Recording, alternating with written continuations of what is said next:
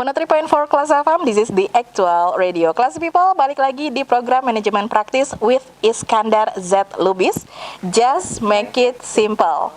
Nah, Kelas People, tadi kita sudah singgung ya sedikit mengenai perencanaan. Dan dalam sebuah perencanaan ini ada tahapan-tahapan yang harus kita capai ya Pak ya. Yeah.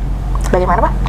Oke ya, jadi di part kedua tadi ya, di segmen kedua tadi saya sampaikan bahwa sebuah perencanaan besar itu sebenarnya adalah kumpulan dari perencanaan-perencanaan kecil. Atau kalau kita hubungkan dengan waktu, sebuah rencana jangka panjang sebenarnya adalah kumpulan dari waktu-waktu yang lebih singkat, bahkan sampai harian, bahkan sampai per aktivitas. Nah, jadi ada hubungannya dan harapannya itu tentu jadi ngeling gitu. Mungkin ilustrasinya kalau pernah tahu mungkin kayak jam model lama itu ya, karena ada gearnya itu berputar-putar gitu. Jadi gear-gear yang kecil itu memutar gear yang lebih besar sehingga terjadi putaran yang di mesinnya besar. Ini maksudnya ya Pak? Kira-kira seperti itu ilustrasinya gitu.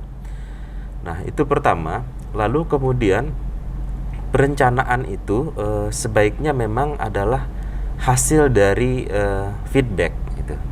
Jadi feedback itu kalau misalkan sudah dalam sebuah siklus ya, setelah kita eksekusi, kemudian kita monitoring ya, kita evaluasi, ternyata ini ada yang perlu diperbaiki lagi. Nah, itulah menjadi dasar untuk perencanaan berikutnya.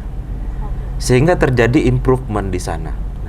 Nah, pada saat itulah sebenarnya kita sedang berproses. Nah, sehingga kita semakin tajam ya, karena kita kan fokus nih, semakin tajam melihat katakanlah permasalahan yang ada, sehingga insya Allah dengan demikian kita akan lebih mungkin mencapai visi kita gitu. Itu satu hal. Lalu kemudian saya sampaikan tadi visi itu bukan sesuatu yang mutlak harus itu terus gitu ya. Nah, itu juga pada saat setelah kita improve ternyata ada perubahan yang mendasar di eksternal misalkan atau di internal, sehingga pada perencanaan berikutnya kita melakukan perubahan menyesuaikan dengan target tadi. Itu satu hal. Satu hal lagi yang perlu kita pertimbangkan ya, bahwa dalam menyusun perencanaan itu jangan yang indah-indah saja gitu. Jadi perlu juga kita mempertimbangkan hambatan-hambatan yang mungkin. Nah, tapi bukan hanya sekedar menginventarisir hambatan, tapi juga menyusun strategi ya untuk mengatasi hambatan-hambatan tersebut. Ya. Ada juga yang menyebutnya sebagai manajemen risiko gitu. Jadi berdasarkan katakanlah historis data yang ada, atau berdasarkan kejadian-kejadian yang kita tahu bahwa ada peluang nih kalau gua melakukan ini akan ada hambatan seperti ini. Itu berarti kita sudah mempertimbangkan risikonya. Maka kita sudah menyiapkan mitigasinya. Jadi kita sedapat mungkin melihat jalan kita itu dari berbagai sisi. Kira-kira seperti itu. Jadi jangan hanya yang bayangin yang indah-indahnya aja ya. Saya kasih contoh lah, misalkan nih, kalau kita misalkan mau menjadikan program ini banyak viewernya gitu ya, bayangan kita mungkin kita bikin konten aja gitu ya, lalu kemudian setelah itu orang akan tiba-tiba banyak. Kan nggak serta-merta seperti itu kan. Setelah kita eksekusi ya, kita jadi tahu gitu, nggak semudah itu gitu ya. Artinya ada hal-hal yang lain yang harus kita lakukan, tidak hanya sampai bikin konten saja, bahkan sampai upaya untuk men-share-nya misalkan. Seperti itu, atau mencarikan materi yang pas sehingga orang tertarik. Nah, itu kan setelah kita lewati prosesnya itu ya, baru kita membuat perencanaan-perencanaan baru. Nah, itu mungkin yang secara garis besarnya gitu. Jadi kalau kita menyusun rencana itu, kita mulai dari mana sebetulnya Pak Ais? Maksudnya untuk menyusun rencana? Iya. Ya. Tadi kan saya sampaikan bahwa kita punya tujuan dulu nih, ya, kita punya visi. Lalu kemudian berdasarkan source yang ada di kita atau sumber daya kita, lalu kemudian kondisi di eksternal, lalu kita menyusun rencana lah untuk mencapai visi tersebut. Biasanya parameter-parameter yang kita persiapkan untuk mencapai visi tersebut, misalkan dari segi man-nya, manusianya, berdasarkan dari mesinnya, peralatannya, berdasarkan caranya gitu ya, terkait dengan anggarannya misalkan seperti itu. Jadi artinya masing-masing parameter tadi kita siapkan untuk mencapai visi tersebut. Oke. Nah, artinya dengan menyiapkan itu tadi, artinya kita menyiapkannya untuk bisa dieksekusi. Jadi perencanaan yang terbaik itu adalah perencanaan yang bisa dieksekusi. Sebenarnya memang agak jadi agak susah memahami kalau kita tidak melihat perencanaan itu bagian dari sebuah siklus manajemen. Mungkin ada baiknya saya jelaskan juga ya.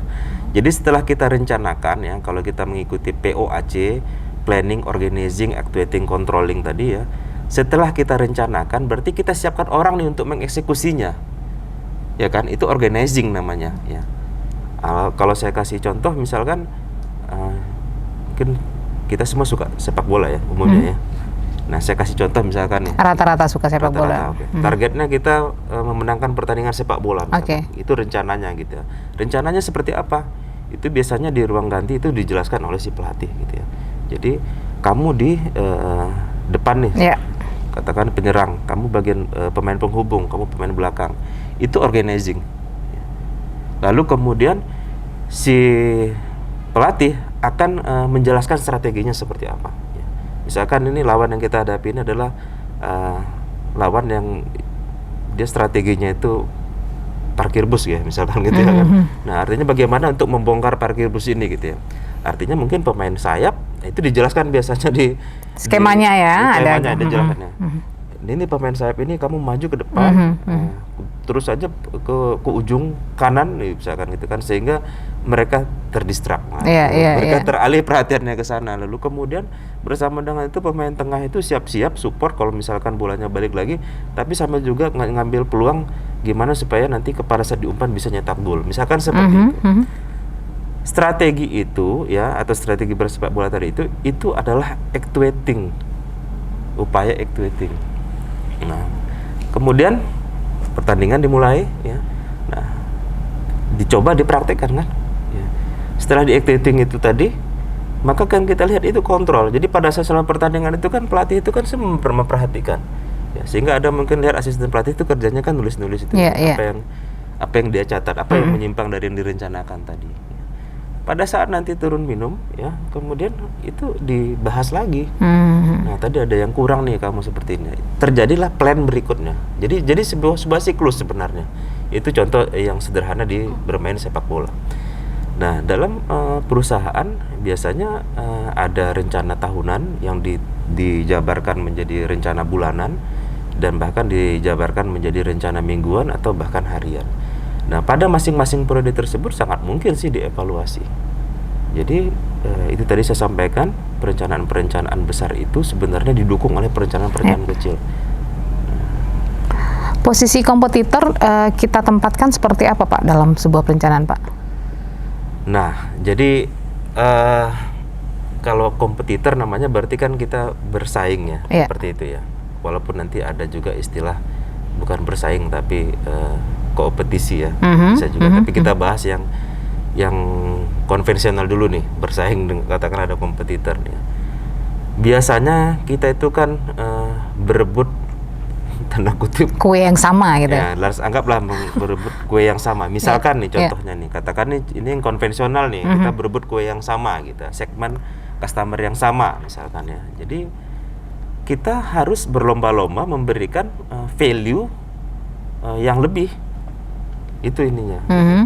Value itu apa sih secara umum ya? Value itu biasanya adalah sesuatu yang memang menyelesaikan masalahnya dia. Ya, kalau mungkin bahasa ininya pain release lah bagi dia gitu. Dibayangkan orang lagi luka, sakit gitu, dikasih obat.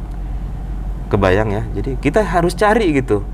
Apa sih yang menyakitkan bagi dia ini gitu, dan kita menawarkan obatnya buat dia. Itu satu ya.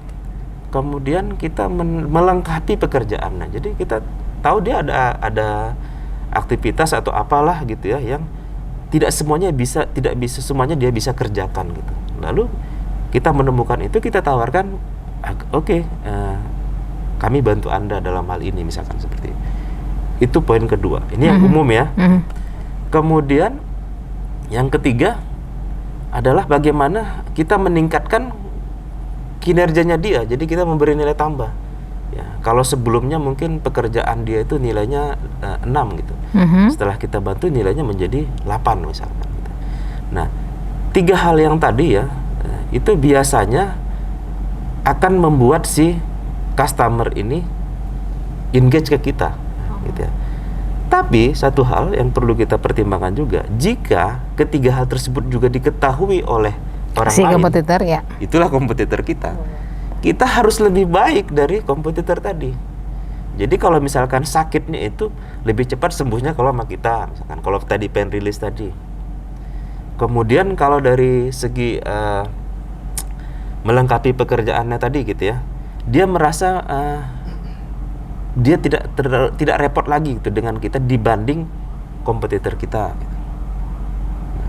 Dan dari segi peningkatan value ya, dia merasakan kalau dengan kita dari 6 dia naik jadi 8, kalau kompetitor kita mungkin 7. Nah, itu yang menjadi hal yang kita kompetisikan dengan kompetitor kita. Oke. Walaupun sebenarnya nanti mungkin pada sesi berikutnya lah ya, itu tadi yang konvensional, Iya, kalau betul. kita bersaing gitu ya, bisa saja sebenarnya bagi-bagi tugas sama kompetitor juga bisa sih. Jadi kalau sekarang kan zamannya kolaborasi Iya, ya, bisa. nggak selalu harus Iya. dikompetisikan Iya, gitu. iya. Cara terbaik untuk mengalahkan musuh ya menjadikan musuh itu teman ya Pak ya. Oh gitu. Bisa. Ngapain lagi pula ngapain sih musuh-musuhan? Iya betul itu makanya. Jadi kolaborasi itu lebih oke. Bisa juga gitu ya. Jadi saling berbagi untuk walaupun kuenya sama tapi kita punya value proposition yang berbeda. Iya. Nah, itu bisa jadi. Oke, kalau gitu Yuri ada pertanyaan barangkali? Ada nih dari Yuri pribadi nih Pak. Oke. Gimana Pak untuk membentuk perencanaan terbaik yang baik itu seperti apa sih Pak gitu? Oke, ini konteksnya bisnis ya. Kontaknya bisnis. Oke, sip.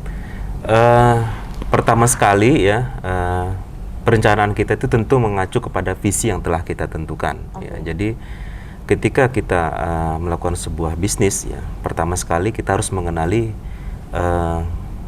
model bisnis kita tersebut ya. Jadi model bisnis itu artinya kita tahu persis siapa customer kita. Ya, customer kita itu segmennya di mana sih gitu, umurnya berapa, kira-kira laki-laki atau perempuan, mungkin bisa spesifik itu. Tinggalnya di mana, bisa seperti itu sehingga kita bisa memahami perilakunya. Kenapa gitu ya? Karena pada prinsipnya berbisnis adalah memberikan hadiah. Memberikan hadiah kepada customer. Nah, hadiah itu seperti apa sih hadiah yang insya Allah akan membuat dia engage atau terikat terus ke kita gitu ya. Yang pertama itu umumnya adalah ketika hadiah tersebut ya menyembuhkan lukanya gitu. Ya, jadi artinya katakanlah dia punya masalah lalu kita menjadi penyelesai masalahnya gitu. Nah, itu satu ya. Atau bisa juga orang menyebutnya biasanya pain release ya. Makanya orang mencari pain point. Pain point apa sih yang perlu kita selesaikan? Biasanya gitu orang kalau ingin membuat sebuah bisnis gitu ya.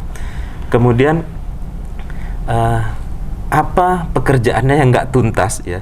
Itu contohnya. Atau pekerjaannya yang tidak bisa diselesaikan semuanya. Maka kita datang sebagai provider atau penyedia membantu pekerjaannya tersebut. Itu satu lagi. Itu berarti udah 2 ya. Dan yang ketiga, kita dengan membantu dia sehingga kinerjanya meningkat, artinya memberi nilai tambah kepada customer. Nah, biasanya ketiga hal tersebutlah yang diramu oleh pebisnis ya, dan menjadi sebuah produk ya, menjadi sebuah produk yang biasanya kalau bahasa Solonya value proposition katanya namanya. Kira-kira seperti itu gitu ya. Nah, untuk menghasilkan produk tadi ya, itu kan butuh sumber daya, butuh aktivitas ya. Bahkan untuk aktivitas ada kalanya atau kita butuh partner juga mensupport kita ya. Bahan-bahan kita juga untuk menghasilkan produk tadi juga seringkali juga disupport oleh orang lain juga itu. Artinya kita perlu punya partner juga, key partner. Itu saya ingin ngasih gambaran bagaimana sebuah bisnis proses gitu ya. Setelah produknya itu jadi ya, itu pun butuh waktu ya, atau butuh cara ya, bagaimana memperkenalkan produk ini kepada si customer. Dan juga ada aktivitas agar si customer ini deal dengan produk tersebut. Dan bagaimana selanjutnya dia tetap akan repeat order ke kita. Nah, dan untuk aktivitas itu semua itu butuh anggaran gitu. Nah, anggaran tersebutlah yang nantinya akan diadu dengan kalau kita bicara bisnis, pitih masuknya gitu ya. Artinya harus pitih masuknya harus lebih besar gitu daripada anggaran yang kita gunakan. Nah, semua aktivitas tadi itu butuh perencanaan ya. Bagaimana merencanakan menghasilkan produknya ya. Kalau kita bicara sumbernya, bagaimana perencanaan menyiapkan orangnya ya. Kemudian bagaimana perencanaan mensosialisasikan atau meng-aware produk kita ini ke customer kita. Bagaimana supaya si customer tetap terikat dengan kita. Bagaimana kita menyiapkan anggaran untuk bisa mensupport ini semua. Tentu itu semuanya butuh perencanaan. Nah, perencanaan itulah yang kita susun ya. Dan setelah kita eksekusi nanti, kita evaluasi lagi ya. Terus kita evaluasi sehingga perencanaan berikutnya itu lebih baik lagi, lebih baik lagi. Nah, jadi kebayang ya. Jadi pertama sekali kenali customer, oke, itu berarti kenali bisnis proses kita. Kita kenali betul bisnis model kita. Nah, dari masing-masing elemen-elemen tadi itu butuh perencanaan. Dan itu yang akan terus kita putar yang kita sebut sebagai siklus manajemen. Oke, sangat menjawab sekali ya. Ya. Apalagi di zaman sekarang itu anak-anak muda itu banyak banget yang berbisnis di Oke. usia muda, Pak. Oke, good. Semoga ini jadi acuan juga nih untuk Anda Classy People. Oke, yang pasti Classy People ada quote yang mengatakan sebuah tujuan tanpa rencana itu hanya akan jadi harapan. Artinya nggak akan pernah terwujud gitu ya. Jadi kalau kita sudah punya visi misi seperti yang dijelaskan oleh Bapak Iskandar di minggu sebelumnya, jangan lupa untuk membuat rencana, untuk menyusun rencana agar visi dan misi Anda itu tercapai. Begitu ya kira-kira Pak Is ya. Oke. Pak Is, kita sudah sampai di penghujung sesi. Kita minta closing statement dari Pak Iskandar untuk hari ini mengenai menyusun rencana untuk mencapai sebuah visi. Oke. Jadi ini sambungan dari yang sebelumnya ya. Setelah kita menentukan visi, tentu kita ingin mencapainya. Nah, bagaimana kita mencapainya? Maka kita melakukan langkah-langkah manajemen. Apa itu langkah-langkah manajemen atau siklus manajemen? Mulai dari perencanaan, kemudian organizing, actuating, controlling, atau bisa juga kita planning, kemudian kita do, kita cek, kita improve. Nah, itu menjadi sebuah siklus yang akan terus berulang ya sampai visi kita akan kita capai. Nah, dalam menyusun perencanaan, tentu saja kita selalu mempertimbangkan faktor-faktor internal dan eksternal. Itu hal yang secara umum harusnya kita pertimbangkan. Nah, kalau kita bicara bisnis ya, perencanaan kita pertama sekali memang harus berdasarkan bisnis proses kita gitu ya. Kita tahu persis siapa customer kita ya. Kemudian kita tahu persis apa permasalahan customer kita ya. Sehingga kita bisa memberikan value kepada customer tersebut ya. Value yang baik biasanya adalah value yang menyembuhkan penyakit atau luka atau kepedihan dari si customer gitu. Itu satu. Kemudian juga adalah value yang membantu menyelesaikan pekerjaan-pekerjaannya si customer, dan juga value yang memberi nilai tambah terhadap pekerjaan atau aktivitas dari si customer. Nah, ketiga hal tersebut untuk menghasilkannya tentu banyak aktivitas yang harus kita lakukan. Mulai dari aktivitas bagaimana kita mendekatkan produk kita kepada si customer, atau juga bahkan pada saat membuat produknya itu sendiri. Nah, semuanya itu tentu saja membutuhkan perencanaan. Nah, perencanaan tadi ya harus kita upayakan sematang mungkin, walaupun kita juga harus sudah siap gitu bahwa itu bukan perencanaan terakhir. Akan ada perencanaan berikutnya yang akan kita dapatkan setelah kita eksekusi. Dari sana kita akan belajar menghasilkan perencanaan yang lebih baik lagi. Jadi kita sebut itu sebagai continual improvement. Sehingga dengan demikian insya Allah ya kita dari hari ke hari akan lebih baik ya. Semakin fokus sehingga apa yang kita cita-citakan dapat kita capai berupa visi yang kita telah tetapkan di awal. Itu mungkin close statement dari saya. Oke, Classy People, kita sudah di penghujung program. Bapak Iskandar juga sudah memberikan konklusinya untuk topik hari ini, menyusun rencana untuk mencapai sebuah visi. Tapi kayaknya ada yang kurang cakap, kurang puas gitu ya. Karena terbatas durasi nih ceritanya ya, Classy People. Jadi kita terpaksa harus tuntaskan dulu sampai di sini. Kayaknya minggu depan kita harus kupas Siap, lagi mengenai insya Allah. perencanaan nih, Iya, Pak Is iya, ya, iya. biar lebih dalam lagi, biar lebih kita kulitin lagi, biar lebih dapat lagi inti-intinya gitu. Iya, iya. Jadi untuk Anda Classy People, minggu depan kita masih akan membahas mengenai menyusun rencana untuk mencapai sebuah visi part 2 ya. Oke. Sekarang waktunya saya Lia Priyanka harus pamit. Dan saya Yuri Edelin pamit. Juga Bapak Iskandar. Pak Iskandar. Terima kasih atas atensi dengar Anda. Assalamualaikum and then see you.